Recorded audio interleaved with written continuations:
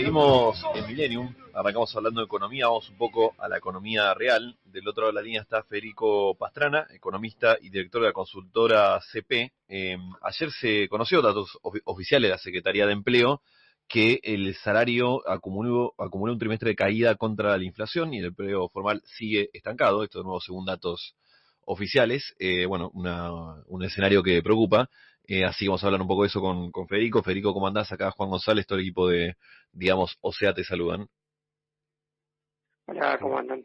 Gracias por llamar. ¿Qué hace, Federico? Bueno, te pregunto, los números que se conocieron ayer, ¿qué conclusión podemos sacar? ¿En qué momento está el trabajador argentino? Bueno, la verdad que los números son peores de los que se esperaban.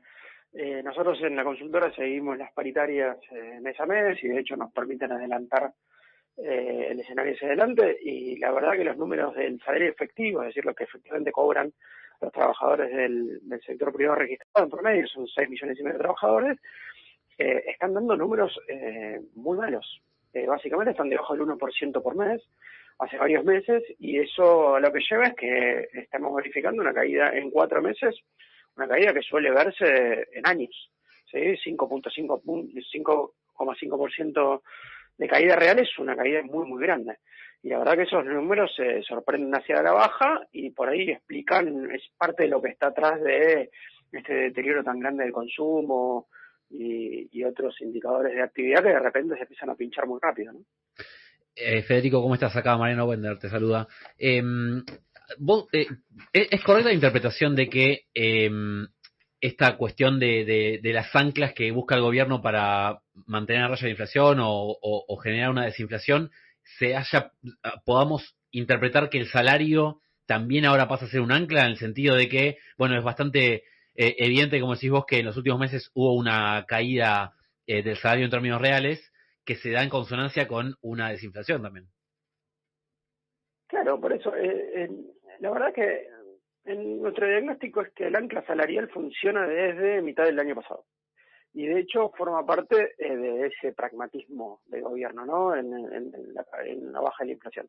Y efectivamente las anclas, el ancla cambiaria es el ancla histórico que funciona en los programas de estabilización, no solo en Argentina, sino en América Latina durante los 80 y los 90. ¿Sí? Los programas que más bajaron la inflación durante más tiempo tuvieron ancla cambiaria. Uh-huh. Ahora, muchos de ellos se combinaron con anclas salariales de distinto tipo.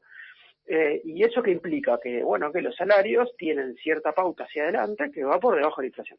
¿Sí? Sí. Ahora, va debajo de la inflación en el momento que se fijan.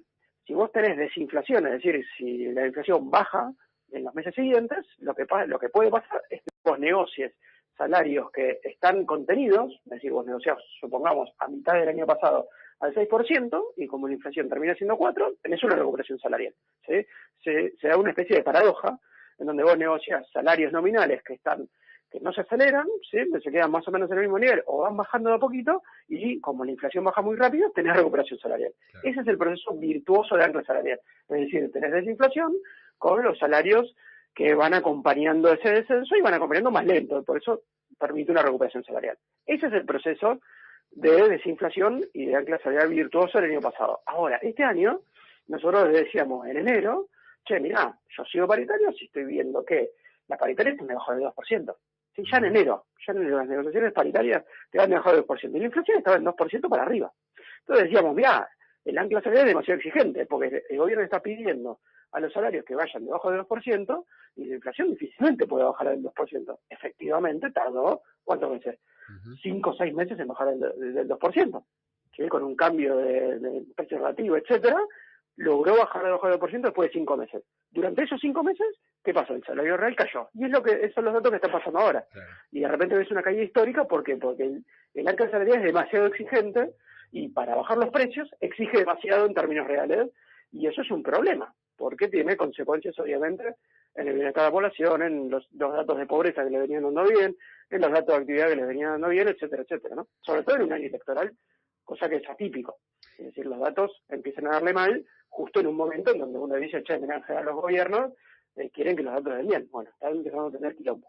Es interesante eso, Federico, porque probablemente, como vos mencionabas antes, una caída sostenida de esta forma del salario te va a repercutir primero en el consumo y después en toda la actividad en general. Vos decís que ese efecto sobre la marcha de la economía en términos generales debería ya empezar a notarse, si no es que ya se nota, ¿no? Y yo creo que es algo que se nota, sí. Que, a ver, pensá que la imagen tiene dos meses de atraso. Pensá que los datos que nosotros estamos viendo son los datos de la recuperación después de la caída de abril, ¿sí? Con lo cual, cuando empiecen a aparecer más datos de actividad, nosotros, por lo menos, los datos adelantados de actividad se empieza a pinchar y pareciera que refleja un poco de esa dinámica, ¿no? Lo cual no quiere decir que es una mega crisis, ¿eh?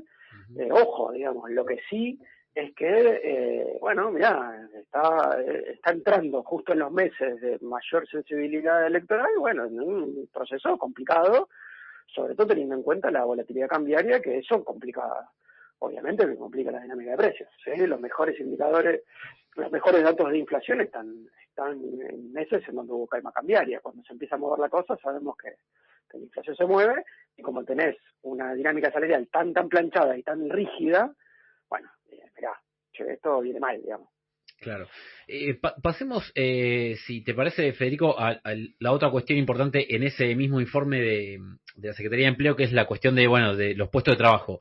¿Qué estás observando ahí? Porque pareciera que algo similar a la actividad se había empezado a recuperar en algún momento del año pasado, pero fue, en todo caso, una recuperación bastante menos,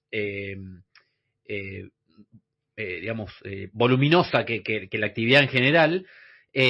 Y que ya rápidamente encontró un techo y no sé si ahora hay una dinámica en que uno pueda imaginar sostenidamente que se recupere el empleo. ¿Vos ahí qué estás viendo?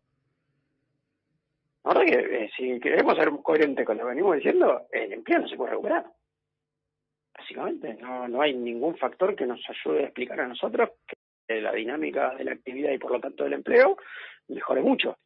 O sea, tiene que pasar alguna cosa de afuera, algún shock que permita que esto mejore, pero la verdad que la dinámica hoy endógena de la economía te está diciendo que el empleo difícilmente puede mejorar, y más bien nosotros vemos una tendencia de estancamiento, ¿sí?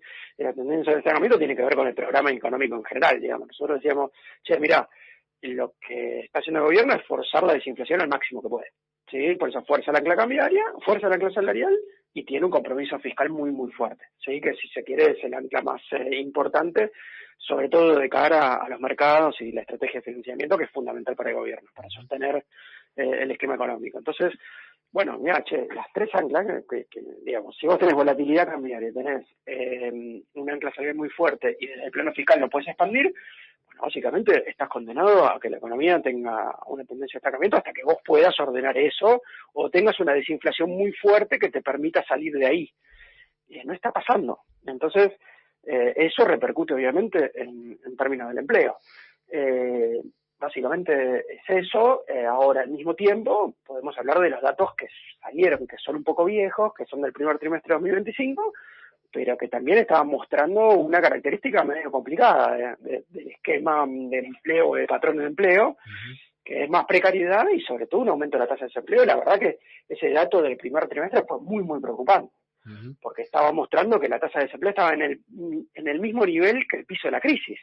Entonces decís, che, ¿qué está pasando ahí? O sea, ¿cómo puede ser que la tasa de desempleo vuelva a los niveles en donde estábamos tan mal? Y ahí hay un punto que hay que ver qué pasa en los próximos datos. Sí, que faltan un par de meses para que salgan, pero la verdad que hay un punto importante, porque si vos tenés un patrón del empleo que es más precario, que genera poco empleo registrado, pero que además tenés un aumento de la cantidad de gente que busca trabajo porque los salarios no mejoran y los indicadores de ingresos generales no mejoran, es una economía que tiene grandes problemas para generar mejores condiciones. Básicamente es eso, es como que se muerde la cola el programa económico, ¿no? Y tratando de hacer doble clic en el dato de empleo y tratar de ver si se quiere sectores ganadores y perdedores, ¿dónde dirías vos que están la mayor sangría de empleos? Si hay alguno que está recuperando o ganando, que está mejorando en ese sentido. Y otra parte que generalmente se suele mirar es si en este proceso de precarización que decís vos aumentan más marcadamente, por ejemplo, el autoempleo, el monotributo, los autónomos y demás. Sí, tal cual. O sea, paso a explicar un poquito de eso último, que ya que estamos lo titulo y lo explico un poco, también para explicar un poco el pesimismo de los que vemos esos datos y que vemos estos procesos más largos y que hemos estudiado otros, ¿no? Básicamente, ¿por qué nos preocupa la precarización laboral o el hecho de que vos tengas una economía que puede volver a tener o que puede tener un crecimiento, como vimos en el segundo semestre de 2024, pero cuando ves el empleo registrado no se recupera, se recuperó solamente el 30% de lo que se perdió. Entonces, che, ¿qué pasa? Que la economía vuelve a los mismos niveles de actividad, pero cuando ves el empleo registrado no vuelve a los mismos niveles. Y ves la tasa de empleo y vuelve a los mismos niveles o parecidos. Bueno, lo que pasa es que esta economía produce más empleo precario. ¿Qué implica el empleo precario? ¿A qué llamamos precarización laboral? Bueno, ya vamos a los puestos de trabajo de menor calidad. ¿Qué significa de menor calidad? Básicamente tienen no tienen las protecciones típicas del empleo en blanco, ¿sí? Asalariado, que tenés vacaciones, tenés aguinaldo, indemnizaciones, etcétera, etcétera, pero además y sobre todo tiene un nivel de salario que en promedio es el doble, ¿sí? Es el doble en el caso de depende del momento que lo agarres, pero en promedio es el doble que en los cuenta propia, o sea que los autoempleados, y es más del doble que en el caso de los empleados en negro. Entonces, si vos tenés una economía que no produce empleo en blanco, no solamente hay una cuestión de la protección del trabajador, etcétera, sino que es una economía que produce empleos de peor calidad y que paga menos y que por lo tanto tiene implícito niveles de bienestar mucho menores.